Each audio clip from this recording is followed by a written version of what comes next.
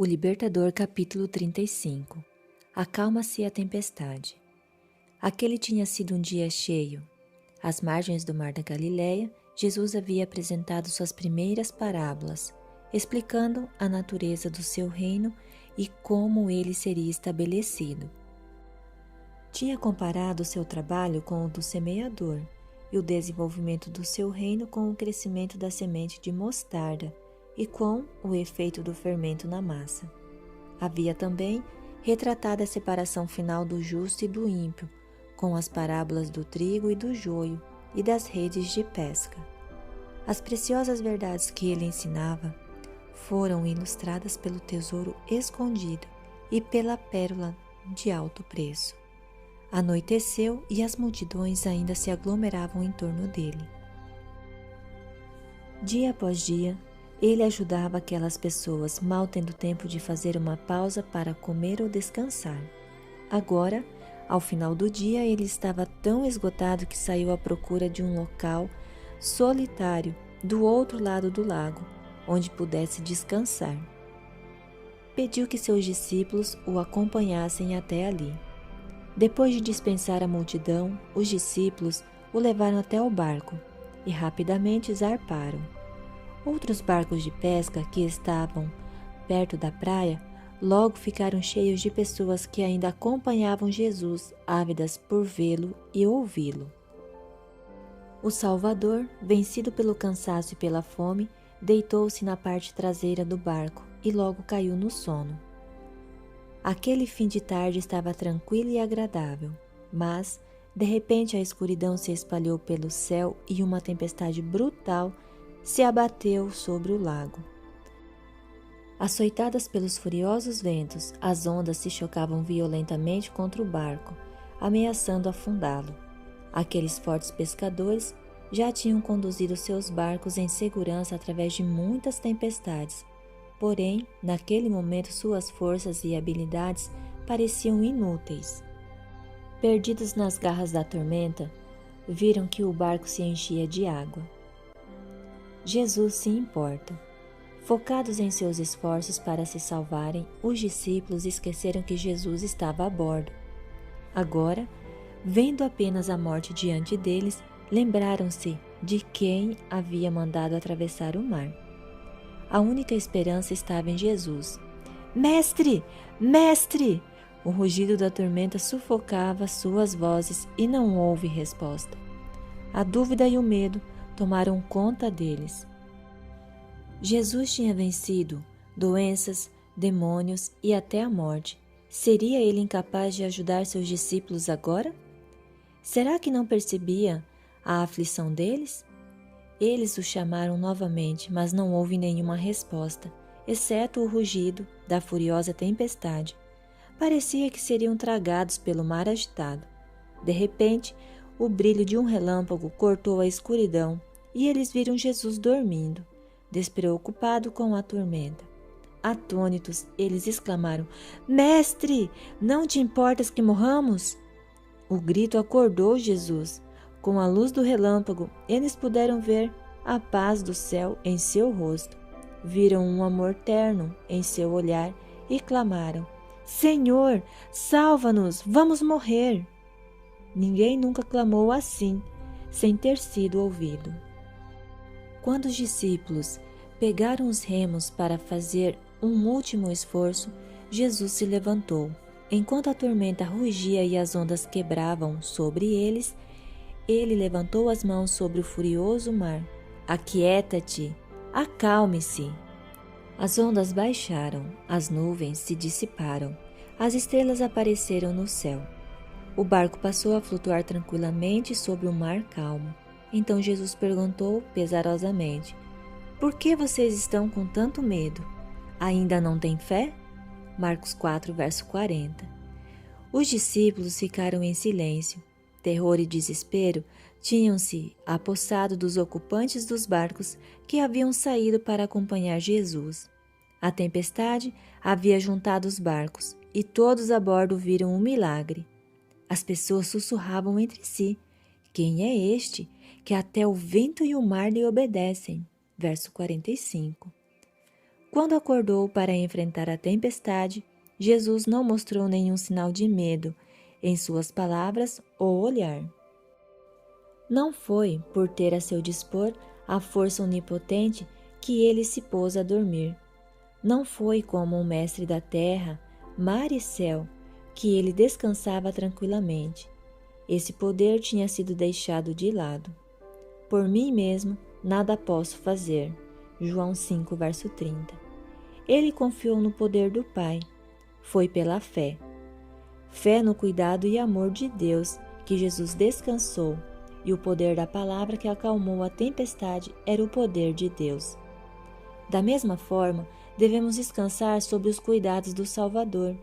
O medo dos discípulos no momento do perigo revelou a descrença deles. Eles se esqueceram de Jesus, e somente quando o buscaram é que ele pôde ajudá-los. Quando as tempestades da tentação nos envolvem, quantas vezes lutamos sozinhos contra a tormenta? Confiamos em nossa força até que estamos prestes a perecer. Só então nos lembramos de Jesus. Mas, se clamarmos para que Ele nos salve, nosso clamor não será em vão. Ele nunca deixa de prestar a ajuda da qual precisamos. Se tivermos o Salvador no coração, não precisamos ter medo. O Redentor nos livrará do perigo da maneira que Ele sabe ser melhor. Os ímpios são como um mar agitado. Isaías 57, verso 20. O pecado tem destruído nossa paz. Nenhum poder humano pode controlar as paixões que dominam o coração. Somos tão impotentes quanto os discípulos o foram para acalmar a tormenta. Contudo, por mais feroz que seja a tempestade, os que buscam a Jesus com o clamor, Senhor, salva-nos, encontrarão livramento. Sua graça acalma a luta da paixão humana e em seu amor o coração encontra descanso. Ele reduziu a tempestade a uma brisa e serenou as ondas. As ondas sossegaram, eles se alegraram e Deus os guiou ao porto almejado. Salmo 107, versos 29 e 30. Tendo sido, pois, justificados pela fé, temos paz com Deus, por nosso Senhor Jesus Cristo. Romanos 5, verso 1. De manhã cedo, o Salvador e seus companheiros chegaram à praia. O brilho do sol nascente acariciava o mar e a terra, trazendo a bênção da paz. Ao saírem do barco, porém, depararam-se com uma cena mais aterrorizante do que a fúria da tempestade. 2 endemoniados avançaram na direção deles, como se fossem fazê-los em pedaços. Deles pendiam pedaços de correntes que haviam quebrado ao fugirem de onde estiveram presos. Tinham a pele ferida e ensanguentada. Seus olhos faiscavam por debaixo do cabelo desgrenhado. Estavam possuídos por demônios e se pareciam mais com animais do que com homens. Horrorizados, os discípulos saíram em disparada, mas logo voltaram à procura de Jesus. Ele estava no mesmo lugar onde o haviam deixado. Aquele que tinha acalmado a tempestade não havia fugido. Os 2 homens, com a boca cheia de espuma, aproximaram de Jesus. Ele, então, ergueu a mão, cujo gesto tinha acalmado as ondas, e os homens não puderam chegar mais perto. Com autoridade, Jesus ordenou que os espíritos imundos saíssem deles. Suas palavras entraram na mente e em trevas dos infelizes homens. Eles perceberam vagamente que estavam perto de alguém que podia salvá-los dos demônios atormentadores. Ao abrirem os lábios para implorar por misericórdia, os demônios falaram por meio deles, gritando em fúria: Que queres comigo, Jesus, Filho do Altíssimo? Rogo-te, por Deus, que não me atormentes. Marcos 5, verso 7. Jesus perguntou: Qual é o seu nome? A resposta foi: Meu nome é Legião, porque somos muitos. Verso 9. Os demônios imploraram a Jesus que não o mandassem para fora daquelas terras. Na encosta de uma montanha não muito longe dali, porcos estavam pastando. Os demônios pediram que Jesus deixasse que eles entrassem naqueles animais. Imediatamente, os porcos se lançaram dali para o mar, e todos morreram. Enquanto isso, uma mudança maravilhosa havia ocorrido aos dois endemoniados. A luz brilhou no interior da mente deles. Seus olhos brilhavam com inteligência, as mãos ensanguentadas estavam calmas. Com alegria na voz, os homens louvaram a Deus pelo livramento. Lá de cima do precipício, os guardadores dos porcos tinham visto tudo o que havia acontecido e correram para dar a notícia aos seus patrões. Atemorizada e assombrada, toda a população daquele local se aglomerou para encontrar Jesus. Os endemoniados haviam sido o terror da região. Ninguém se sentia seguro ao passar por onde eles estavam. Agora, vestidos em perfeito estado mental, aqueles homens ouviam as palavras de Jesus e davam glórias àquele que os havia curado. Mas o povo não estava contente. O prejuízo com aquela perca dos porcos parecia para eles de maior importância do que o livramento daqueles prisioneiros de Satanás.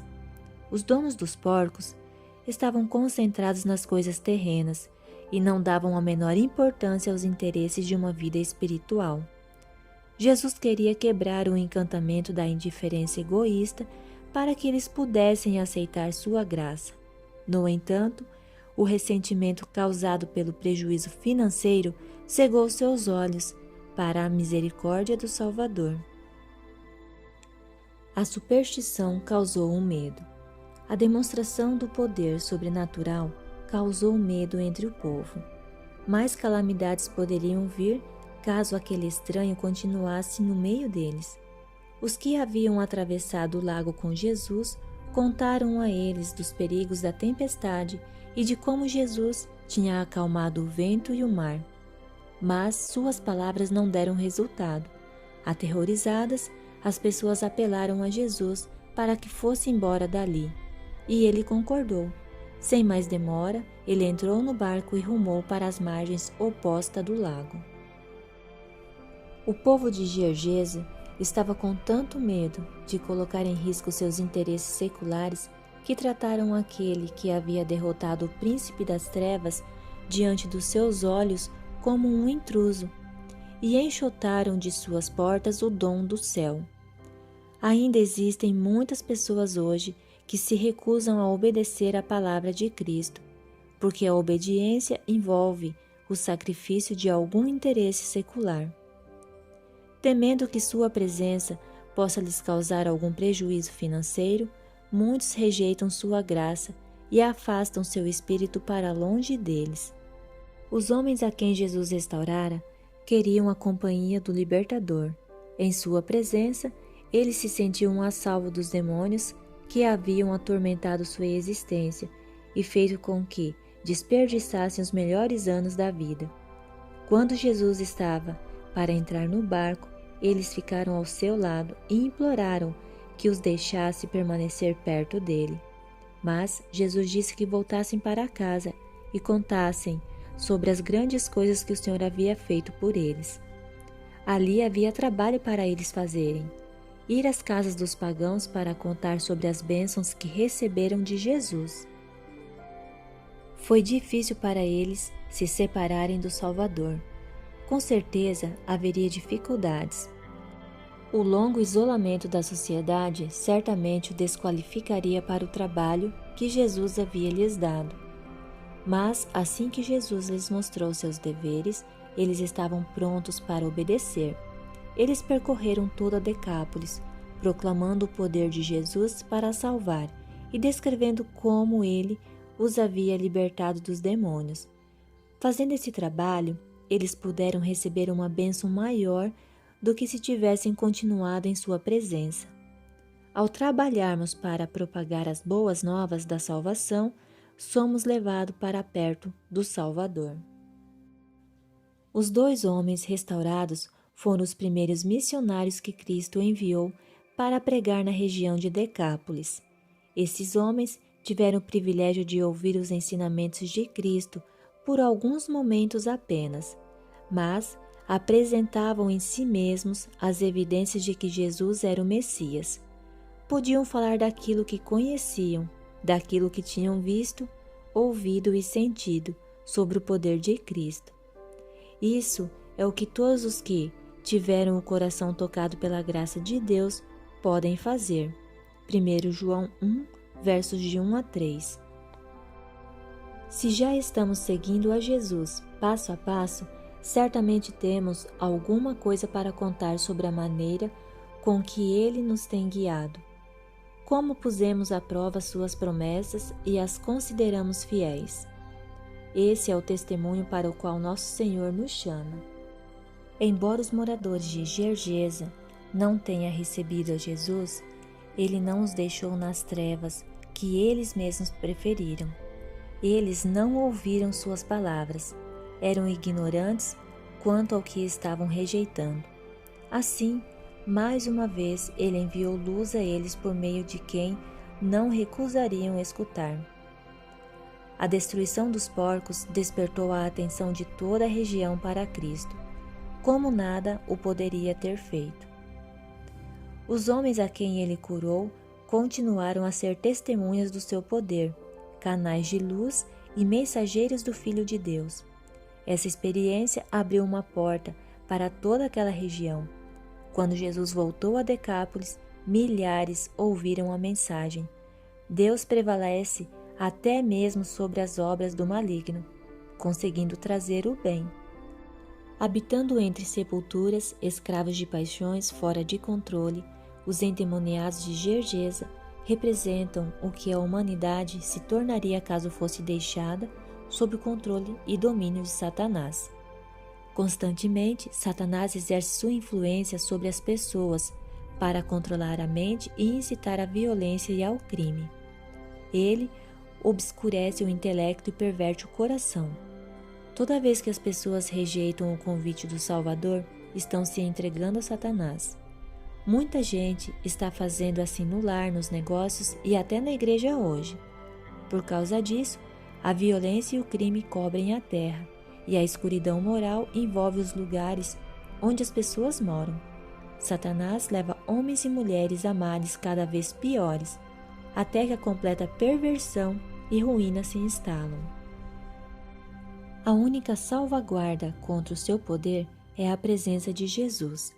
À vista de homens e anjos, Satanás já foi revelado como nosso inimigo e destruidor, e Cristo como nosso amigo e libertador.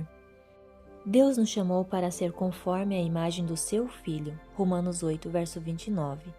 As pessoas que se degradaram ao ponto de se tornarem instrumentos de Satanás ainda podem, por meio de Cristo, ser transformadas em mensageiros de justiça e enviadas para contar que coisas grandiosas fez o Senhor por nós.